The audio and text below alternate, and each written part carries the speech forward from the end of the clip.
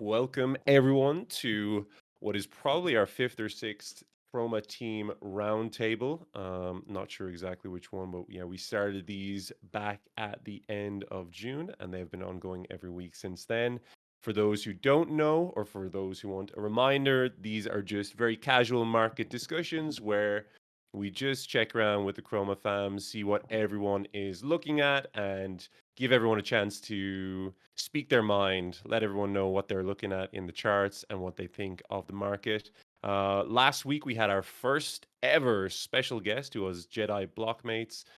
Jedi, as you know, is a bit of a DeFi Chad, and he's going to be working, doing some work, doing some collaborative work with Chroma going forward, as I posted yesterday. But today we have our second ever special guest, who is none other than the Giga Chad Professor Satoshi. So I'll let him introduce himself properly. I've heard only good things, extremely big things. So the hype is real and the expectations are very high. Isn't that right, guys? Everyone, welcome to Professor Satoshi. Thank you. I appreciate that introduction. I guess it's just like three bullet background on myself. Started off in working in finance in New York City for the big banks, and then at Morgan Stanley, and then I moved to PwC doing some consulting work, and then ultimately found myself at Google before I went full-time Bitcoin and like all in on basically being a Omega perma bull on Bitcoin because I just felt like everyone was starting to learn that the central banks just print money, and that's why assets like Bitcoin go up basically forever until they stop doing that, which I don't think they can stop doing that. But that's like the three bullet background on myself, and I got into trading options on Deribit in the early days, like 2018, 2019. And I was just selling options on Bitcoin, and basically when you profit, you get more Bitcoin. So I grew that stack over time. And my bread and butter is really trading Bitcoin options. But lately I've been messing around with perps. Um, and I know there's a lot of perp chads in here too.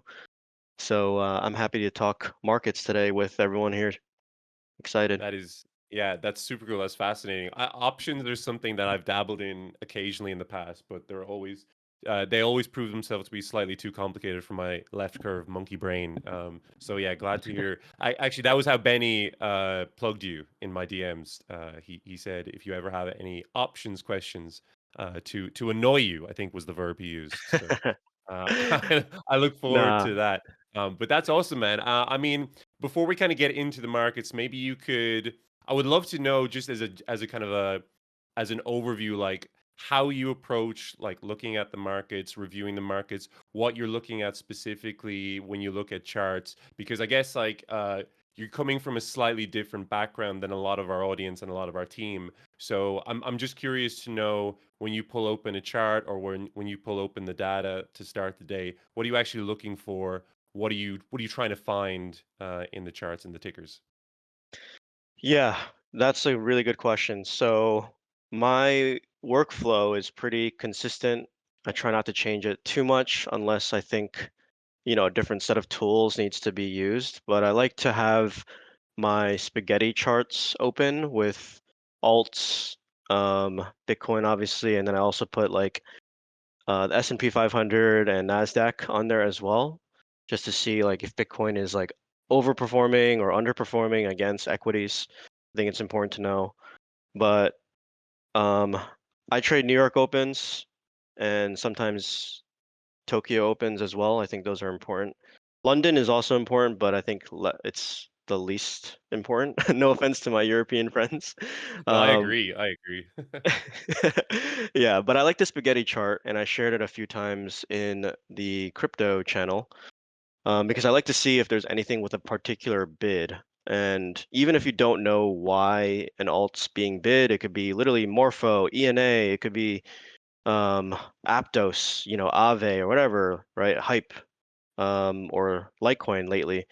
You don't even know why, but you can just jump in for like 4% move, right? And I know it's not the 100x, I mean 100% move that everyone wants, but if you just start your day with just seeing what the market's bidding, I think that's a really good way to see like if there's a particular direction, and you don't have to long it. It could be, momentum downwards too. So I like to start off with the spaghetti charts to see, uh, what where things landed, since I left the desk.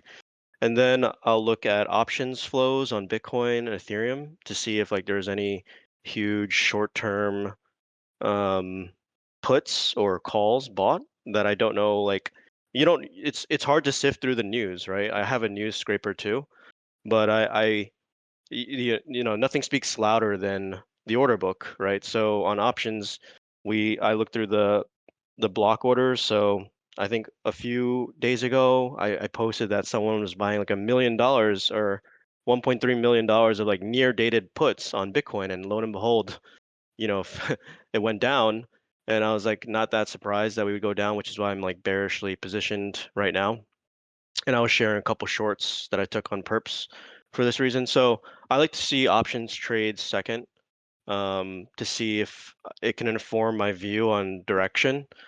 And if there's no direction or there's no signal in like any of these, then I'll move on to like my third thing, which is just looking at technicals, which um, I think is really important in crypto trading. It's actually, one of the things that you should check all the time, even though you have like a fundamentally bullish view on Bitcoin. You can't just be buying it at any random moment.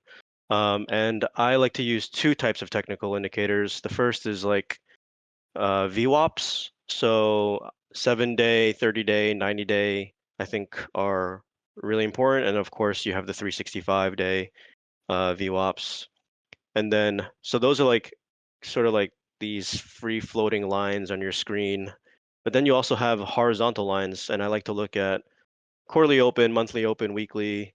If you're a really low time frame trader, you're probably looking at the daily or like the weekly range, which a lot of crypto traders use. I think that's a strategy that's basically proven to work over time. But yeah, What time that frames do you trade? I trade basically on a weekly basis. I like to transact maybe like once or twice a week if the market gives. But if there's like a news trade, for example, um, that could be taken pretty much on a 5 minute. It could be in crypto, like news can, pop something up like 20%, and then you have to get out, and like the trade's done in like 10, 30 minutes. So, but I like to take swings. I prefer swings, but right now, I've recently incorporated news trading January of this year because I knew that this would be a very good environment for traders, like whether direction's up or down doesn't matter. Um, but those are very, very short-term trades, like 5 minutes, 10 minutes, 15 minutes, and you're out. But I definitely prefer the swing trade entries where you can hold things for literally weeks, ideally. Um, but I don't shy away from like the intraday scalp and whatnot, especially like if I see something trending, right, with the spaghettis and I have no idea why, I'll just jump in. Yeah. Okay, that's super interesting. And I wonder, first of all, a question in the chat: where do you see large options positions being opened and closed? Oh, yeah, sure. There's a Telegram chat. So I work with Greeks Live, which is an options broker that's connected to Deribit and OKX. And there's a Telegram chat where all the large options flows get sent to, and I can send it to you, follows, or I could post it in the chat if you'd like. That'd be great. Yeah, Okay, I'll mark that we can do down. that later. Yeah, that's awesome. Yeah. And then I guess before we move on, I wonder, can you do you have the capacity to share your screen? I do. You can see my really messy charts. Well, They're I not would as love. neat as the. They're not as neat. Yeah, I mean, don't worry. There's a few messy charts in the team and in the Discord. My charts are usually very messy before I prepare them for streams, so don't worry about that. But yeah, I would Here. love if you could maybe walk us through not only kind of maybe the things you were just talking about, but also maybe like your kind of thoughts on the market at the moment and what we're looking at presently. Yeah, sure, absolutely. Um, so this is like my kind of like trading view, like default view, I do trade equities as well, but since this is a crypto focused um, discussion today, I'll just focus on like what I like to look at for trading cryptos.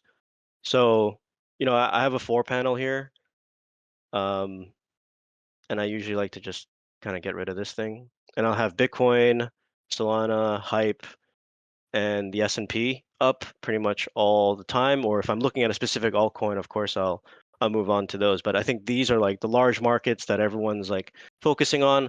I would swap out Solana and ETH every now and then, but I basically throughout the trading day, I need to know like where the S&P is at or the Qs. You can do this as well. Um, and yeah, so like I said, I like to focus. I'll kind of zoom in on Bitcoin.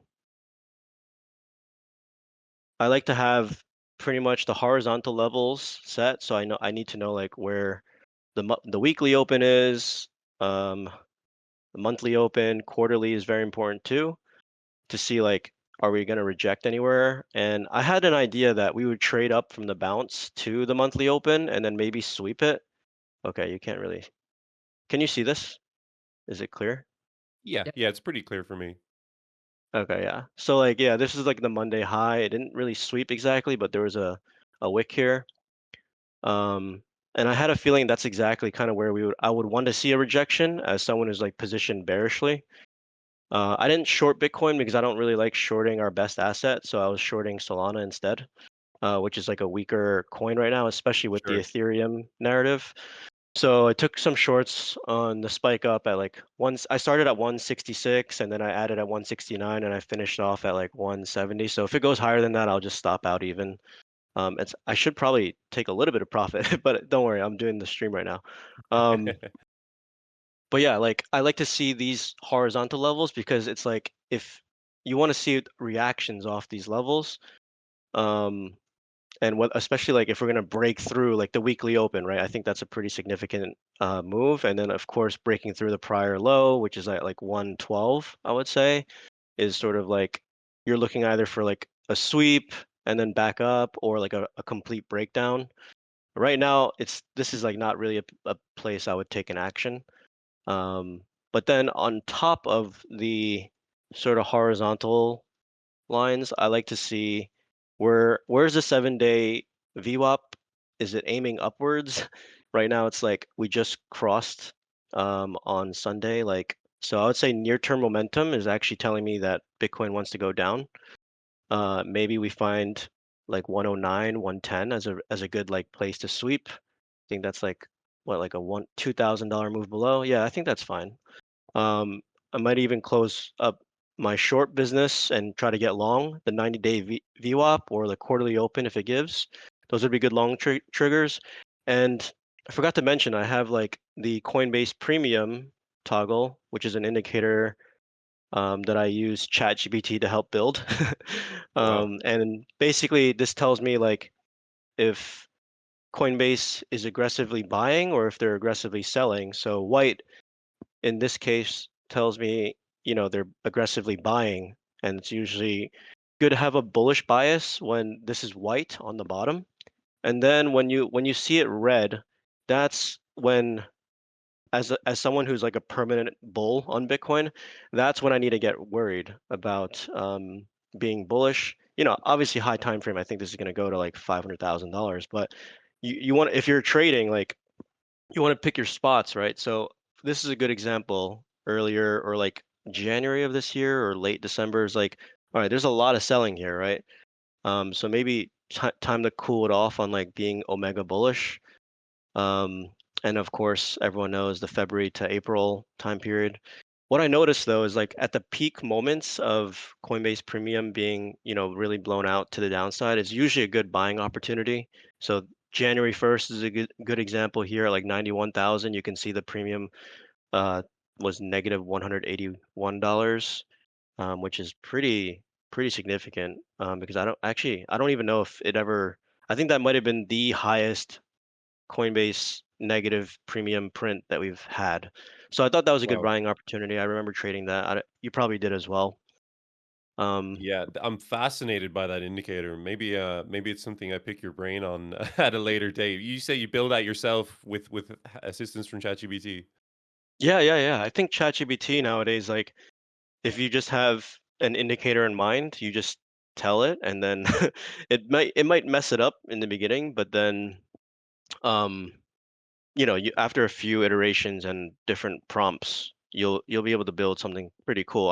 I've built a few of them, but I think that I like to have this open pretty much at all times, because it tells me information that's like you know, I love RSI. Don't get me wrong. I have RSI pretty much on like every other indicator, but like that tells me when things are oversold. Like I want to know if, what actions are being taken by the people who have much larger trading accounts than I do.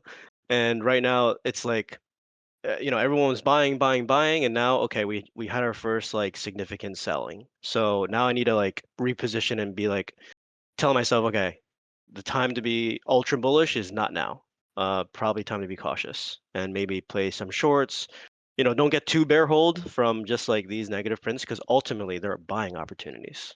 And yes, I'm happy to share the indicator with you as well. Oh wow, that'd be great. Yeah, I was like, I'm gonna have to get someone smarter than me to build this out if he doesn't if he's kind of like wants to keep it to himself. But no, that's awesome. That's super cool. And I guess like my question on that then is do you think there's a time frame that it kind of doesn't like because obviously you're looking at the daily and I think that makes a ton of sense. But I mean, is it kind of one of those things that it kind of gets a bit noisy on the lower time frames as with any indicator, I suppose. Yeah, this definitely informs a much higher time frame view. I don't think you could really use it for like scalping. Like it's kind of like it helps Yeah. me build my perspective in the market. Like what kind of positioning should I be looking to take? At a very extreme reading of this, it's like okay, maybe I should start fading the down move. Like for example, on the weekend, um, I was actually positioning long for the bounce. I've gotten out now, and the opposite's true as well. Like once you start once you see like really high readings of like a Coinbase premium, maybe we're at like a euphoric point in the market. And oh, I think someone just copied the indicator. Maybe, or is this like a chat that just popped up on my screen? That's yeah, XS is our server engineer, and he is doing something. He's probably in the time that we've been speaking about this, he's probably coded his own custom indicator. Yeah, that's these are the brains that I have to deal with on a daily basis. That's fantastic though. You're It, surrounding it's yourself with really it's cool people. yeah, one of my goals with Chroma was always to surround myself with people who are smarter than me, and that happened very quickly. I know the community is literally like the biggest community I've seen in many, many years. So good job building out the Awesome. community here. That's good. That's good to hear. So then I guess you mentioned, kind of taking a short position on Solana. You mentioned maybe having a slight bearish bias on BTC here. Is there anything else interesting you're looking at in the charts right now, or kind of like any interesting perspectives that you might have on the market where we are currently? Yeah, so I think after this down, I think it's a healthy correction, by the way. Like, I know nobody likes playing the bear side and no one likes the bears, but Sure. I think it's like a normal correction that we shouldn't really be too fearful of. In fact, I think corrections should be invited, so you have an opportunity to buy lower. Um, the the sectors that I'm very interested in, and actually this is the spaghetti chart, by the way. Or I don't know if you're able to see. Did it load properly? Yeah, yeah, that's loaded. Yeah, I have something similar that I have open almost all the time, actually. Yeah, exactly. So you know exactly what I'm about to say. It's like I plot the relative strength against Bitcoin. So some people like to do USDT. I have some actually Yeah. still that I should clean up in USDT probably, but so yeah, this is messy obviously. Didn't prepare for any of this. But I like to see like what's on top, like what's strong. So like ENA is very strong off the lows. I think I don't know if I sent that to Tim or Ben, but like so then I'm gonna now I have interest in E&A, and I'm like, okay, why did it? I don't know why it actually bounced off the lows, but this is something that after this correction materializes, I'm interested in buying. And now you can see the high time frame, right? Since like June, right? Or July, sorry. It's been it's been trending up. And if you actually dig into the news, it's because the SEC had like their DeFi roundtable in the summertime. Um, and I can send those SEC links across as well. So like a lot of the DeFi sector actually caught a bid. So it's like ENA, your CRVs, your Aves, although Aave was actually a little bit weaker. Um, your syrups, like this was like the SEC post SEC meeting, and then your makers, right? So then I'm going to create a list, right, of why is this sector in crypto doing well, and oh, there's a fundamental reason why there's actually. So now you have technicals, and then you have a fundamental like view, right? And then you have to see if the fundamental view has, is this like a 1 week view, or is this a monthly, quarterly, or like even a like an annual, you want to position for something for like a year long, because I know everyone has different time frames, right? So, but at least like by looking at the spaghetti chart, you see where the market bid. Even though I didn't buy ENA, now I know that I have to like put this on my list, right? And like I have no idea why launch coins up here or Litecoin or like TRX. I don't know anything. But at least now you can go back and after the market closes, or if you're not in a trade, you can use the market hours to do the research. Okay, I know this coin's strong, but why is it strong? Do I care if it's strong, or do I just want to like scalp it? You know, that's kind of like my approach. That's amazing. That's really fascinating. Yeah, the spaghetti charts paired in BTC is actually something I haven't thought of. I always do mine in USDT, but that probably makes more sense if you're kind of going for specifically for relative strength, you know.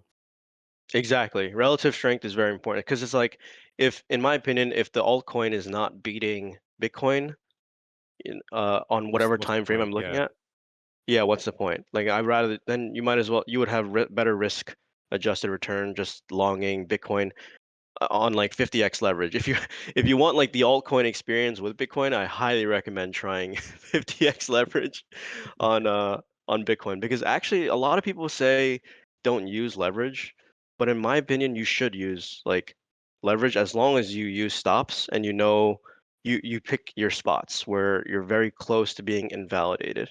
Like on Bitcoin right now, I would if this thing swept the low, um I would go long. I would try to, go long that. Especially if like I see buyers stepping in there, spot buyers, not perp buyers, but spot buyers. Um, I would step in with like a pretty high leverage long there. There's another tool that I forgot to mention that started being kind of like circulating around. It's called Kiyotaka. I'm not sure if you're familiar with it. No, I'm not. This isn't Ichimoku or something like that, no. Oh, I like Ichi clouds too, actually. But I saw this is that like I a saw that in the yeah, sorry, go on. Yeah, this is actually like separate. I don't know if I can actually share this since I'm like sharing the trading view. I don't want to break the stream, but I'll send across No, this yeah, yeah. tool. But basically it's a order book heat map of Bitcoin, Solana, Ethereum. You can do Fartcoin if you want to do Fartcoin or Litecoin. They have a whole list of coins, and you can see where the aggregated spot buyers are across all the exchanges. So it's like oftentimes if you're looking at this Bitcoin chart, right, you're wondering to yourself, okay, bears just stomped on the bulls here, but I want to fade this move down, and you're probably going to ask yourself, okay, wait, where do I fade? Like, where do I actually step in? And so now you have a key level here, which is like your previous weekly low, which is an interesting spot, right? But in to add to your analysis, it's good to have an idea of where the spot buyers are. So even though you're looking at price, um, on a trading view chart, what might be more informative is like where is actually people bidding, and like this is not going to show up on your trading view chart, of course. So you need to use external tools for this. But maybe there's like a huge whale here sitting, like waiting for the sweep of this weekend price action here, which tends to not be sticky in my experience. And maybe they're just waiting for those buyers to capitulate and like stop out, because everyone probably has their stop out here, right? So um, once they get stopped out, maybe you get like a little 30-minute, 15-minute wick down here, and they're waiting. I haven't checked the data right now, but That's another tool that I like to use. It's called kiyotaka.ai. Okay, that's awesome. Kiyotaka.ai. Must go check that out. Yeah, it's That's it's free. It's yeah, free too.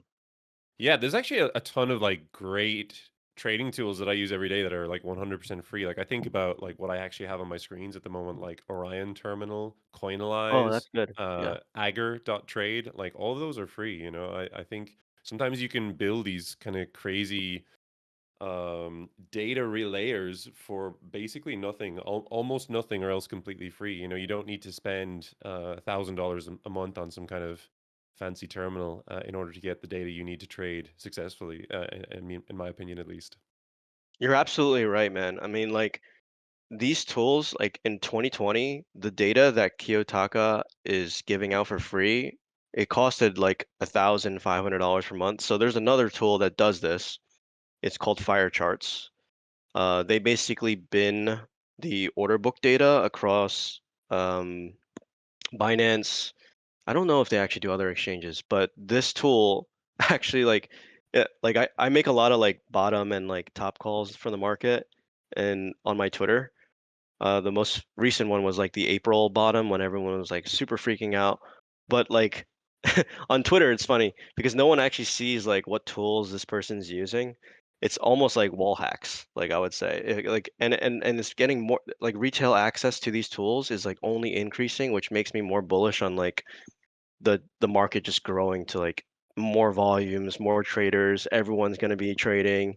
And I think it's a good thing because like these used to be like walled off kind of tools that were inaccessible to retail traders because not that many people are going to pay $1,500 per month for a tool unless you know you're trading like a decent amount and you're going to use the tool actively um, and properly, right, to cover the cost of the tooling. Sure. Yeah, 100%.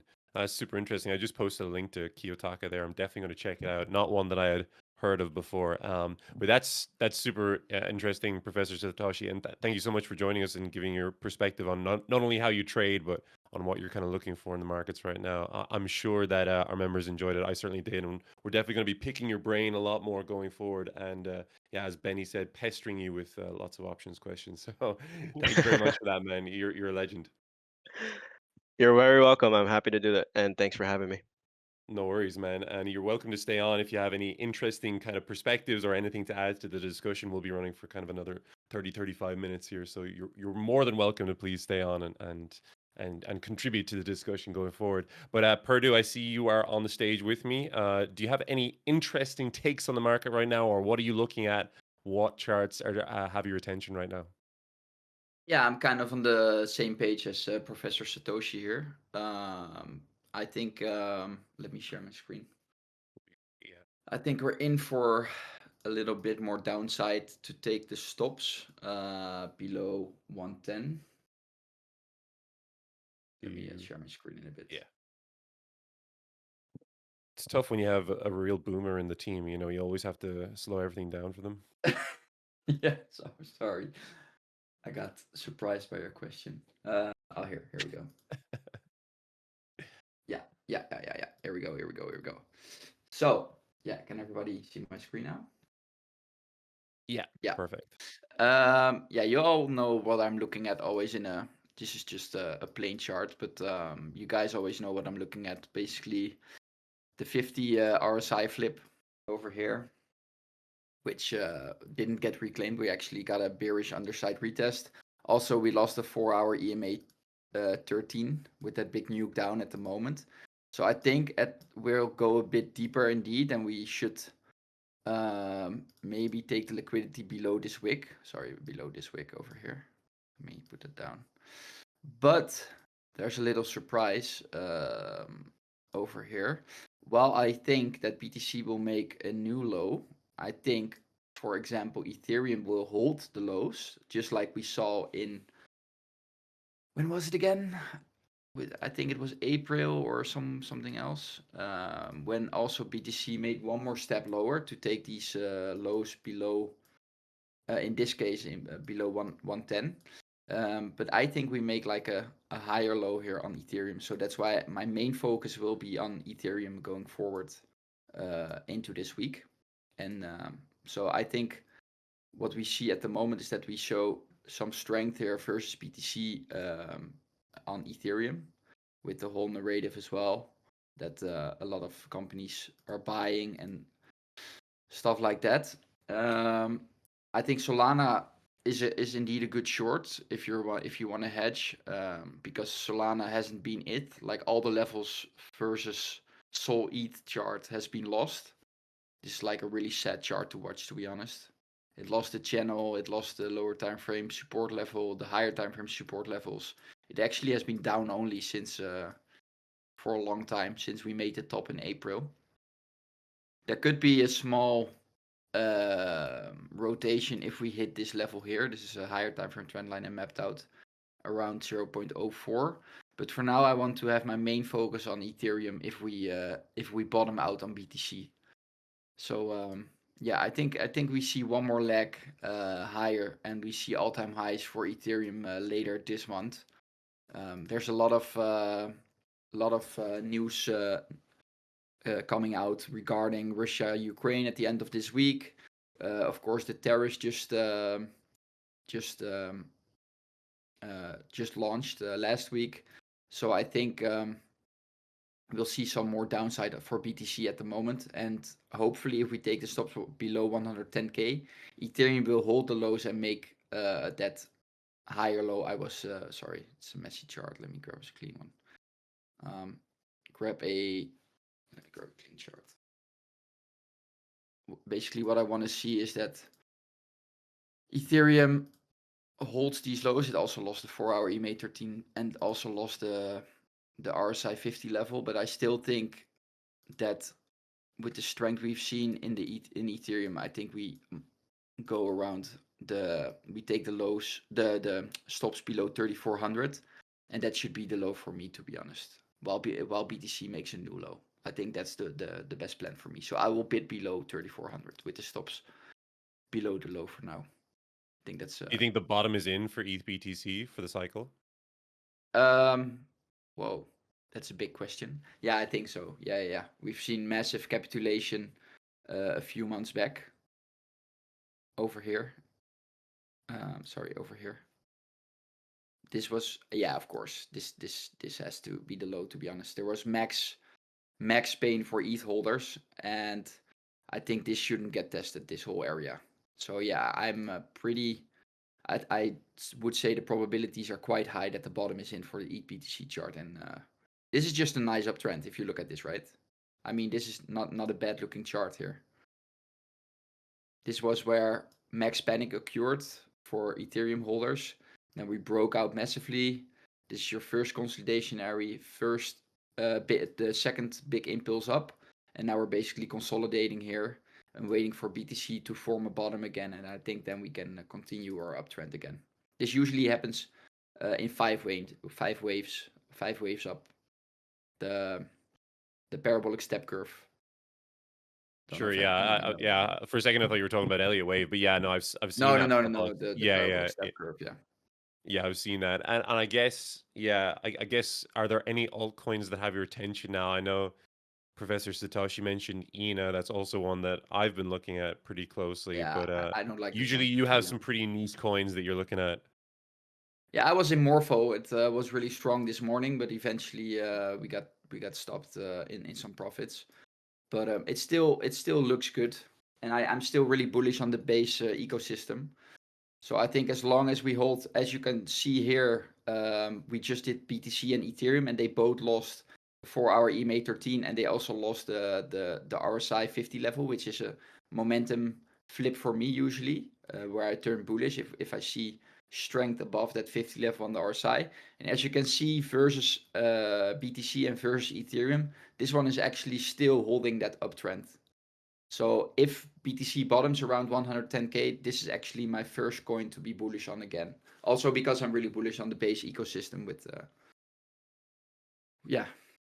Did you, by the way, I meant to ask you this. Have you seen the MYX chart, Mix or Mix, yeah, whatever it's crazy. it is? It's crazy. Man, it's almost 20x in 2 days. Yeah, it's insane. What? Yeah, man. I looked at that thing. Sorry, go on. Many people got buried shorting this thing, probably. It started Yeah. at 10 million around here, and Young's already Young's from our research team in the Alpha squad. He already tipped me at around 40 cents or so, and then he said, "Yeah, the top 10 holders have like 62% of the total supply." So then, yeah, that's really cornered. So I didn't want to get involved. But then eventually, yeah, it flew crazy. Pretty wild. I actually Crazy haven't seen a chart. move like that. And like It's the new it's not. DEX on BNB. Yeah. Yeah. That's not like a like that's a coin that you can trade futures on the majority of exchanges. So kind of Yeah. crazy. Kind of crazy to see something like that with a perp contract move in that way. I haven't seen a move like that in a long time. And No, then you it's just insane. touched on it there, so I want to go back to that point. You just mentioned the alpha team. I know a lot of people in the server, myself included, are very excited to kick that off. So maybe you could just give us like a 1 minute rundown of what that's going to look like and kind of what your plans are for that channel going forward. Yeah, I'm super excited about that. I think Phobia, while we're talking here, just put in the first report about prompt, also in the base ecosystem. And basically, it's not just only reports. It's also how we found these narratives, how certain coins catch good momentum.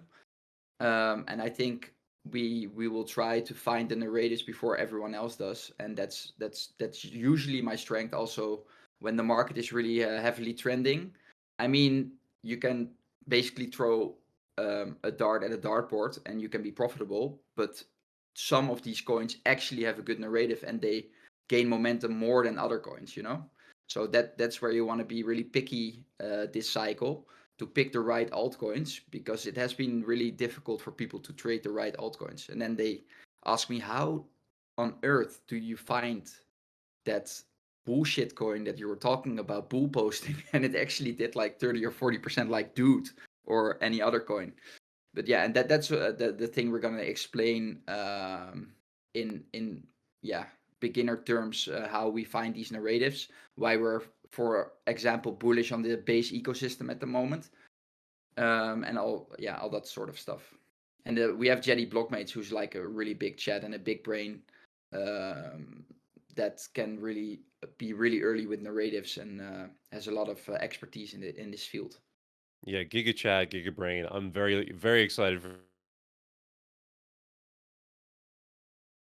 Sorry, your mic skipped. Follows left the building. Mic drop. Looking around, Jonesy, you're online. Jonesy, can you maybe walk us through what you're looking at in the charts? What coins have your attention? What your overall bias is on the market? Sure. So, I mean, I was short BTC earlier this morning, hit TP, played out, and then Can you share your longs. screen? Yeah, is Purdue.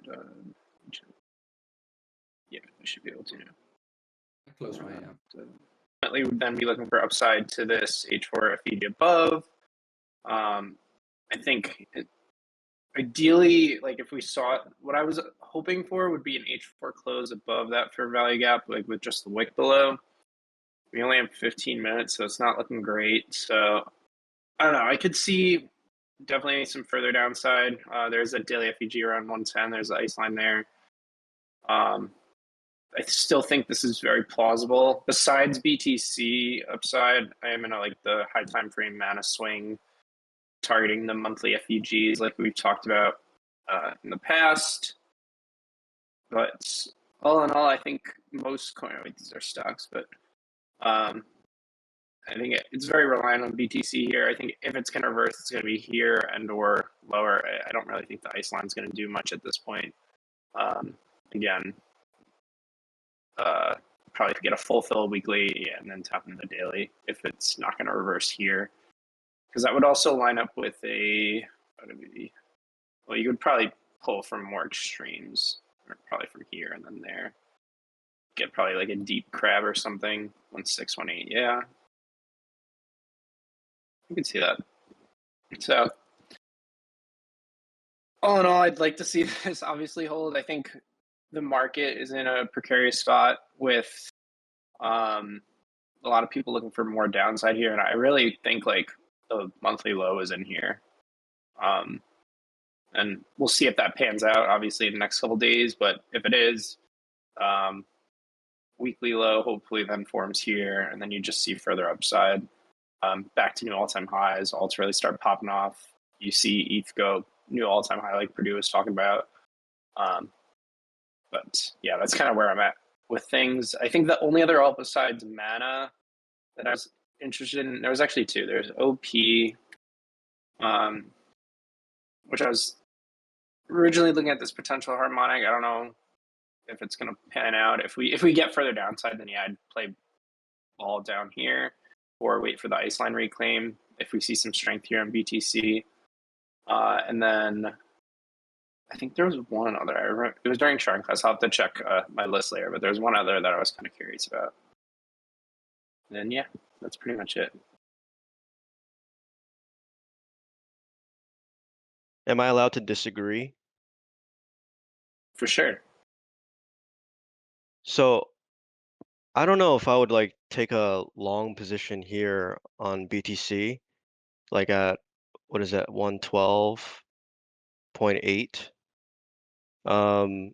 Mainly because like if it's Tuesday, which is usually a pivot day for the week on equities and crypto, it's like sort of for lack of better words, like okay, the bears showed up after we got this like massive bounce. So maybe like the first place I would take action is like a sweep of the lows. And there's a few signals here, like Hyperliquid, I think, is the best coin off of the April lows, and maybe Farcoin to some extent. And Hyperliquid fell below the quarterly open, which is back in June. So I'm looking at Solana and I'm like thinking like, why did Solana not go below the quarterly open, even though it's like a weaker coin? So is it like the market's delayed and like playing catch up, or is like Solana truly stronger coin than Hyperliquid? So that kind of like informs my view on like Solana a little bit, like just looking at how Hyperliquid, the strongest coin in all of crypto right now, like if it fell below the quarterly open and is like accepting below, it's been trading there for 3-4 days now since August 1st. Like my question is like, why is Bitcoin like immune? And if there's like a reason to be immune, I guess would be a better question. And I can't think of one right now for like it to be immune. I'm not saying that, you know, it needs to fall below the quarterly open, but it is something like that's making me a little bit more hesitant to like bid right here as opposed to like sweeping the weekend low, which was at like 112.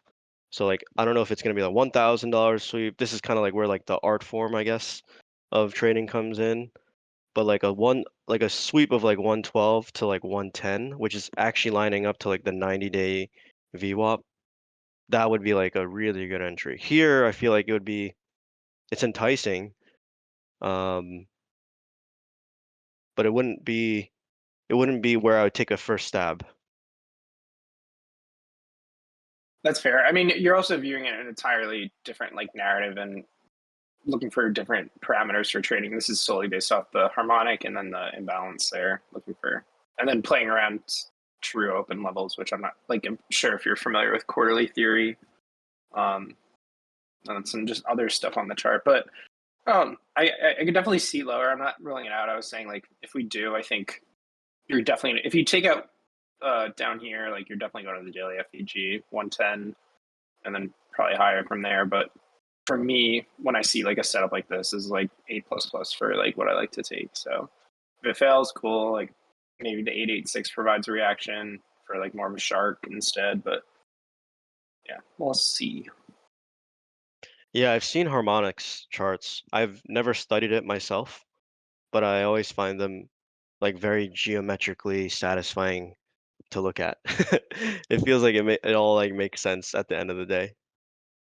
Yeah, it's basically just W's and M shapes, and for me, it's Fibonacci retracements. It's really nothing that crazy. You're just looking at certain parameters for certain legs, and then But if how do you you know get how it, far yeah. do you know how far down to draw like the right side? So it's like a higher low versus like an equal low versus like a sweep. So there's a list, and I'll share this with you. It's in the server. I also have a whole Notion with like basically like a guide teaching through it. But I'll link this in the voice chat channel. There's a cheat sheet we have that you can just see all the main ones. That's basically you just look for the certain numbers. So if you have certain ones within certain confinements, there's a couple that overlap. So like sharks and ciphers are pretty similar. So sometimes you gotta see if there's a reaction at those levels, which is kind of what's happening here. But a lot of the other ones, if you have like a 618 retrace, then you can look to the 786 for like your D point and stuff for a Gartley, and then same thing with like bats, like smaller retraces from X to B typically means you're looking for an 886. Oh, so it's like Yeah, based off like fibs. yeah, that's literally all it is. Yeah, I'll link my guide too if you want to ever take a look. It's pretty useful for that. Yeah, I see this link here. Very cool. And that's just a sheet of it. But yeah, they're cool. They work sometimes. I mean, obviously nothing's ever 100%, but for me, taking something like this on like a 20-hour setup, it's worth taking a punt here. If it doesn't work out, oh well, wait for lower. Always seems I like see. black magic to me. It really is like the side of trading that I just like have no grasp on. But yeah, no, Jones uses them to really good effect. So always great to have that perspective. And just as a general point, I mean, I love the way that well, some of us trade similarly, of course, but I think there's a lot of strength to be found in variety, especially when you're putting together a community like this and a trading team like this. Having different guys look for different things in the market, and even having different reads from time to time. Like obviously Satoshi and Jonesy just slightly disagreed with each other there. That's not a bug. That's a feature. I actually think that people You having should be. different yeah, of course, yeah, but I think some people assume that there's only ever one correct method of interpretation or only one correct way of looking at the markets, when it's really not binary like that. Everyone has their own way of looking at things and their own way of applying the facts at hand, or sorry, applying their interpretation to the facts at hand. And I think that's one of the beautiful things about trading, is that you or I can look at a chart and see completely different things. And then it's kind of up to the individual as to which side they come down on. But again, I think that's that's a good thing, rather than it being a negative, or something that you should look on disparagingly and say, well, how those two guys are good traders, why did they look at the chart and see one of them's bullish, one of them is bearish? It just comes down, I mean, everyone's different, everyone has their own differing styles, and everyone has their own differing risk tolerances. So it's kind of one of the beautiful parts about trading, is how up to interpretation the entire thing is. Discretionary trading, I mean, obviously quantitative stuff is a little bit different. But yeah, Yeah, that's I also I would say quick one. I would say actually like in trading you should look for people who have the opposite opinion. I think I've always learned more that way. And it doesn't have to be like, oh, he's right and he's wrong. Like in 1 hour, if the data changes and like all of a sudden there's like a huge whale that's bidding at like 112, I will fold and be like, okay, my call was wrong. And like, who cares about being right or wrong? It's like at the end of the day, everyone's trying to make a buck out of trading, right? Exactly, yeah. It really is like strong opinions loosely held, and I think that that's something that we see. I feel like I've seen it this last year more than any other time before. But like traders on Twitter getting goofed on for being bearish one week and being bullish the next week. And it's like I'm always like, I see that and I'm like, wait, but that's what being a trader is all about, is that you have a bias and that informs your trading, and then new information comes out and you adjust that bias, and then that informs, your trading going forward from that point on. And it's like, I don't know, I feel like like sometimes you'll post a chart and it's like, oh, I'm looking for downside here, and some guy's like, hey, weren't you bullish last week? And they'll post a chart and it's like, well, yes, but things change. A lot can happen in crypto in an hour, much less a week. So I really do think that that's the mark of, you should be flexible in your beliefs, in your bias at the very least, but also just in how you look at the data, how you read the charts, and kind of having the humility to change when new information comes to light. So yeah, I really appreciate that input, Satoshi. Definitely something that I think is important for any traders to know and to be aware of. Victor, you've been waiting your turn very patiently. Explain what I've been looking at. Yeah, I am in a long right now, but I'm gonna close it pretty soon, I think. My point was that if we look at BTC on the H4 chart, right? We had, let me delete some of this stuff. We had a clear, nice impulse up, again with the messy charts. Clean impulse up after sweeping the Q2 high. And I really liked that. I caught along, but once I saw that we started rejecting this low right here, and then also the daily fair value gap fulfill, I closed my long. And I didn't necessarily flip bearish, but I said that for the time being, I'm not comfortable with sitting in longs because I think that this H4 fair value gap will get tapped eventually.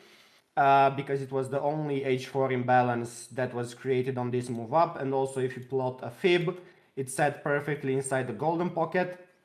That was like, okay, I think that we're gonna head towards this, and we did.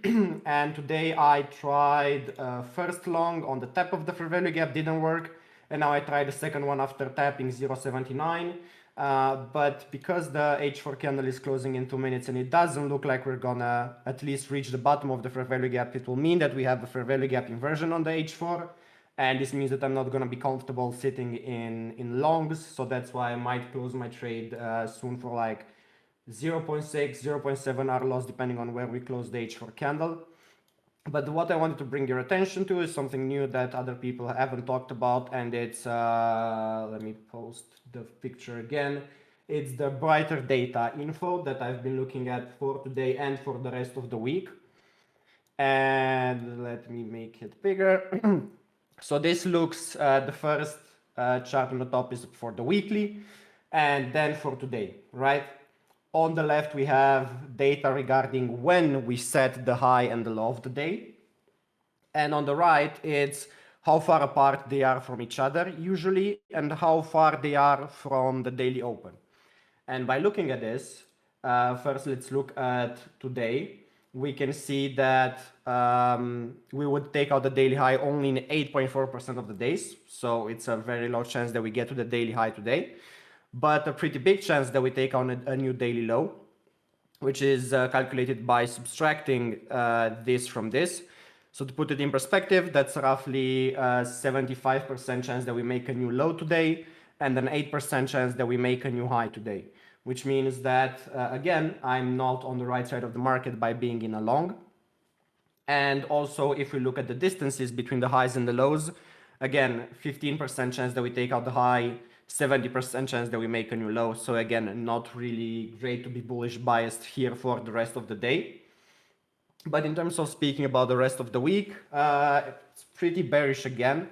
The time summary, so when we create the weekly high and the weekly low, 27% chance that the high is in, and 65% chance, 65% chance that the low is in. Again, more biased towards bears. The only place where we can make an argument about weekly highs and weekly lows, and also the weekly high being taken out, is if you look at the distance, because the weekly high is actually, so the weekly high currently sits right here, and the weekly open currently sits right here. And it says that 44% of the weeks had a bigger distance between the weekly open and the first pivot, which in this case is a high. 44% chance that we take out the weekly high, and it means that the rest, 56% chance that we take out the weekly low.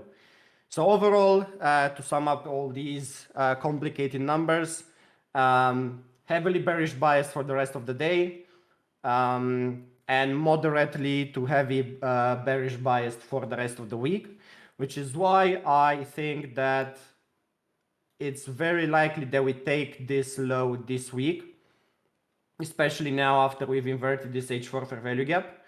So for me, any pump towards this 0.5 level is a good opportunity to short, and for higher time frame longs only after we sweep the weekly low. So that's why I said I'm inclining towards Satoshi's idea of not looking for longs until we take out this low, but also like Jones's idea, and this is why I was still in. I took this long as well. Because I thought that this might be a good level where we can react from. Unfortunately, we didn't kind of react so far, so I might just close this for a 0.5 R loss. So yeah, stay safe, lads. Do not try to knife cash. Do not try shitty longs right here, because I think we're going to go lower at the end of the day and at the end of the week as well. That's interesting. I'd love to hear you incorporating the brighter data stuff. That is obviously one of our new partnerships and something we're going to bring you guys more of going forward. As mentioned in the announcement post, that that side of our market read is going to be informed and led by Victor Jonesy and Osbra, all three of which are on this call, which segues me nicely into Osbra. How you doing, Osbra? What are you looking for in the charts today? How are you getting on? Hey guys, hope everyone is doing well. Thanks for passing me the mic. I think I'm pretty much aligned with the bearish bias. I will explain quickly. It's going to be pretty simple. Probably will look like the dumbest of the team. Whatever you look at the volume profile here, I pulled it from here because the start of the impulsive move that led to almost 125 or whatever. I said whatever you look at the volume profile of the range that we formed after mid-July. You can see here that the price rejected after breaking down. So we had the breakdown over the weekend. Also, most of the time, like lows or highs that we make over the weekend are being revisited during the regular trading hours. As you can see, so we retested that previous support that we had. You can just check support here, deviation, support again, and here breakdown, retest, dump. So it made me think, okay, we're lacking juice, so we need to go lower to grab some liquidity.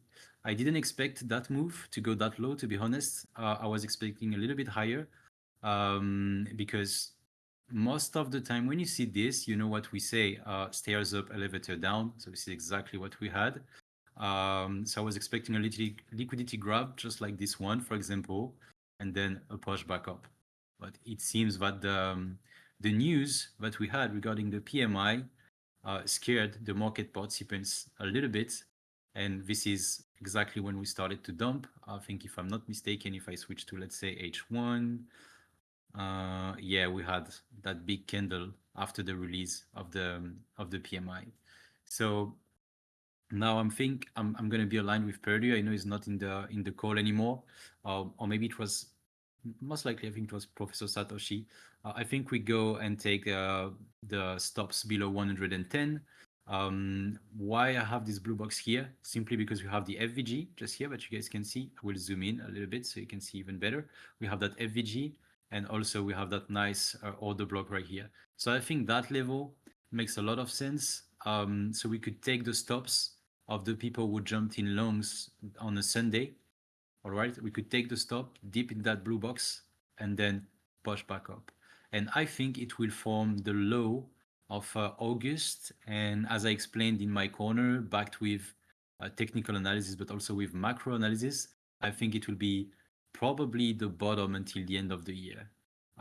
Why? Because according to the data that we had, the Fed will have no choice to cut. And also, quite often before the Fed starts to cut, you can look at historical data. We have a dump on the market, whatever it's crypto Obviously, in 2008, we didn't have crypto, but after it was the case. So you can check on stocks and crypto, we have a massive dump before the Fed start to cut, and often it leads to another rally.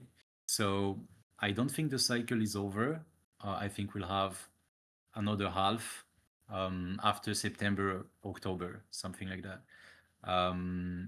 Also, something that can be worth interesting, I explained a lot about it in my corner. You want to look at yields. Yields dumping means investors are expecting a slowdown. All right, it's been confirmed by the NFP on Friday, the labor market data that we had, and so most likely it's also what the Fed has been insisting on. They said they're looking closely at the labor market, and having bad data has triggered that reaction. So you can see here, very, very bad reaction. So I think, yeah, the Fed will be like forced to intervene, and it will be a bullish catalyst. So that was my take on BTC. Now regarding altcoins, usually I think you guys know by now I'm looking at total tree to keep it simple. And if you remember what we discussed about in the roundtables, but also on my Twitch streams and in the coffee and chart streams, if we start to close above that level, then it wouldn't be good. That candle first on the weekly doesn't look good at all. Then it's been followed by this dump. And then now this candle that started well, we had a nice push across the board regarding the alts, and now it's getting pushed back down. So it's not being sustained. So be very careful, because if the total tree goes back to, let's say, 865 billion, something like that, I let you imagine what it means in terms of percentage for your altcoins, for your favorite altcoins. So be very careful and be cherry picking regarding your alt, whatever you're holding spot, or like whatever you're using like leverage for swing longs, for example. Focus, like just like the bro said at the beginning of the stream, focus on very strong ones. I know you guys mentioned ENA. I would allow myself to mention LTC that has been holding quite well since Friday. So this is the long that we took with the tracker together, and also there are obviously a few other altcoins, but I think this is a perfect example, because if the total tree dumps a lot, I don't think LTC is going to lose, for example, the low that we made on April, and that's not the case of many altcoins. So be very, very like strict and disciplined with the altcoins that you're going to choose. So that's that's my take, most likely. I think we go a bit lower to summarize. Yeah, for sure. I think altcoin weakness is definitely something to not to be alarmed about, but something to be aware of here. We saw how many guys got absolutely wrecked the last few weeks as BTC pulled back from the mid-July high, which was also a new all-time high of around 123K. That's only from there to what we eventually got, which was an all-time high retest. That's only a -7 or -8% move on BTC. But you saw a lot of altcoins. Fartcoin was like -50%. Crazy. What was it? SPX was like -35, -40%.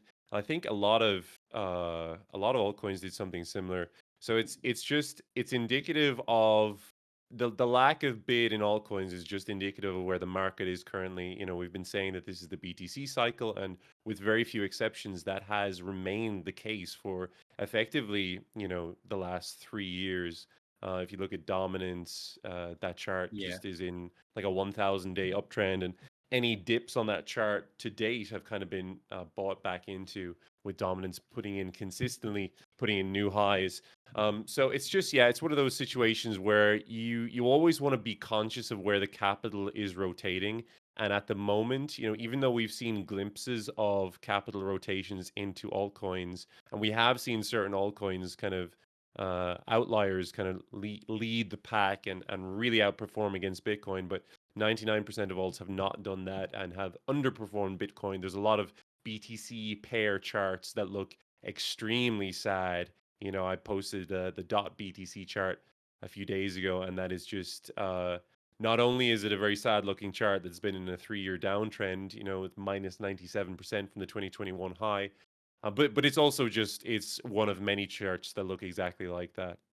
So yeah, I think it's just something to be aware of if you're bullish on alts here, like, and I don't mean specific alts, I mean alts in general over BTC, you have to be aware the chart you're fading is in a 1,000 plus day uptrend. Yeah, exactly. And also to follow up on what you said, so I posted this on my corner, and you can see that right now, the smart money, and we often say follow the smart money. They dumped crypto, they dumped stocks, they dumped indices.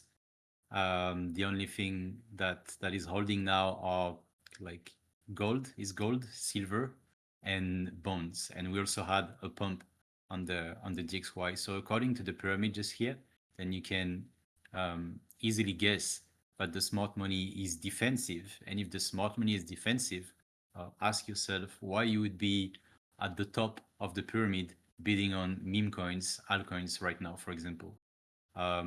Anyone will have an answer to that question. I'm not saying there is a right or a wrong, but probabilities are probably better if you tend to follow that smart money. Yeah, 100%.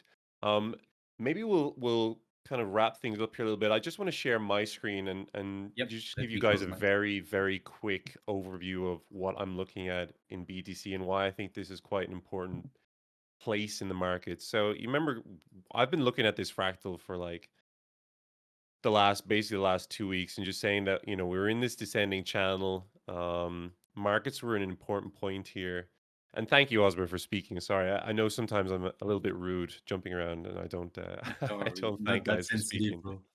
But no, thank you very much for speaking, as always. But yeah, I think we've been talking about this 1112 1113k level being quite an important pivot point for the market for a number of weeks now, and I think that is kind of coming to a head here. I really think that the price action we get this week and next week are going to be very telling with regards to the what the crypto market is going to give us into the remainder of Q3 and beyond.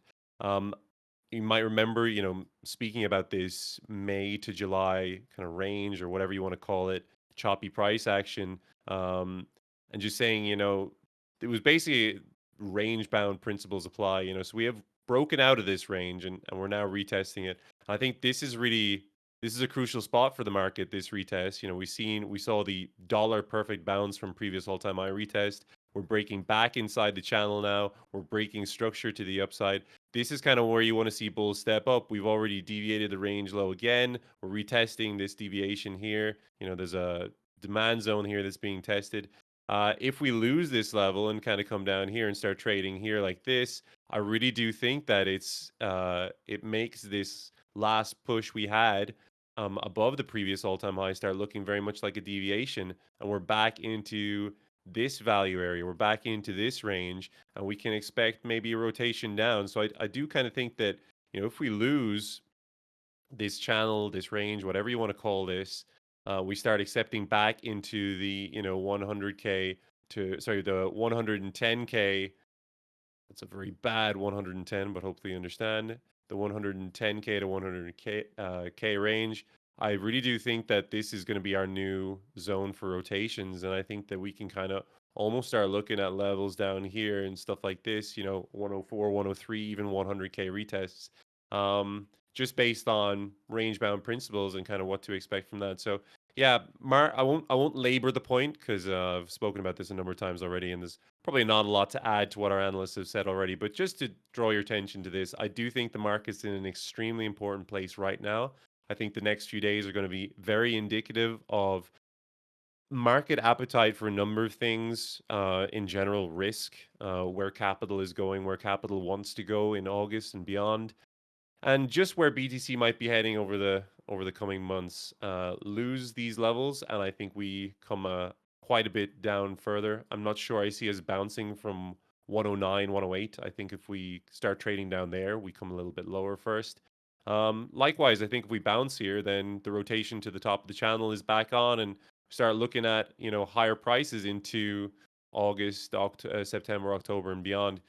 So that's kind of what I'm looking at here. I will say one thing, that with dominance the way it is, sorry, I've just blinded half of our audience. That's not the case. With dominance the way it is, again, we're just in this constant uptrend. You might remember I've drawn your attention to this 70% level a number of times before, because that is where previous alt seasons have topped out. In terms of BTC dominance. Now, obviously, a sample size of 2 isn't great. It's not very good data. I'm sure the brighter data guys would have are probably pulling their hair right now. But it's just something to be aware of. We have dipped below this D1 EMA 200 before, and we all saw how that worked out. Something like this happening again would see us come right up to 70 and kind of in line with our expectations based on previous alt seasons. So I think the guys saying that alt season is here, alt season has arrived, just because dominance pulled back 7 or 8% after uptrending for 1,000 days. I think that is premature, to say the very least, and possibly a bit naive. A lot of perma bulls saying that the bottom is in, or sorry, I should say the top is in for dominance, the bottom is in for alts. And I just don't think the data correlates that. So just to be cautious, if BTC if Bitcoin, wherever my chart is, if Bitcoin does accept back into this range and dominance continues to look strong, big corrections are on the cards for alts, and always have to prepare for that, or at least manage your downside in case that does come to light. So that's my that's my incredibly positive bullish note to end this conversation on. Quick look around. Does any of our panelists, or do any of our panelists, have anything further to add to the discussion? If not, we can wrap things up there. We're about 17 minutes past the hour now, which is kind of around the time that we should be stopping anyway. But yeah, I want to say a massive thank you as always to our panelists. Huge thank you to our audience for joining and for giving up an hour of your time, or an hour and 17 minutes of your time to listen to us. And of course, a massive thank you to Professor Satoshi, our special guest for this week, who gave up his time as well to join us and to offer his insights, not only into how he trades, but also into kind of what he's looking at in the market at the moment, and the tickers that have his interest. So yeah, superb discussion again this week, guys. Thank you so much for your time. Thank you very much to everyone who joined. And yeah, we will see you again next week, same time, same place, for the next crypto team or team round table. Thank you very much, everyone.